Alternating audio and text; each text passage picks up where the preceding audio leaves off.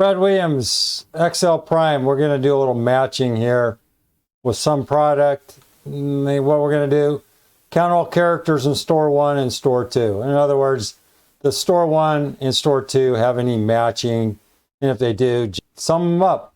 Here, we're going to use some product, and then we're going to use match, and then another match. That's it. The B5 to B11 equals E5 to E6, and C5 to C11 equals F5, F7, then count them. Sum them up. Going to look here, F9. In this array, we have this array. So let's see if we can do this.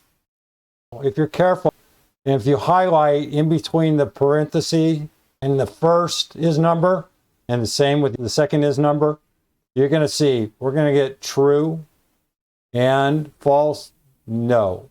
Then true, false, 0. Then true, true, well, that's 1. We're going to get false, false, 0. False, in the end, we're going to get true, true. What's going to end up? Well, we're going to go 1 times 0, 1 times 0, so on and so forth. The outcome is going to be the ones in the zeros and the ones in the ones. And when they're true, we add them up. And if they're false, we don't. And in the end, we're going to get this array, F9, 0, 0, 1, 0, 0, 1. And what's some product going to do? Going to add them up. Hit F9.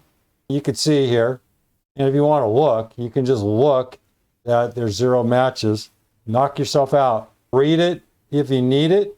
And over here is just the anatomy. I just showed you exactly the outcome here. If you need to break this thing down, copy paste it and break it down. Fred Williams, XL Prime.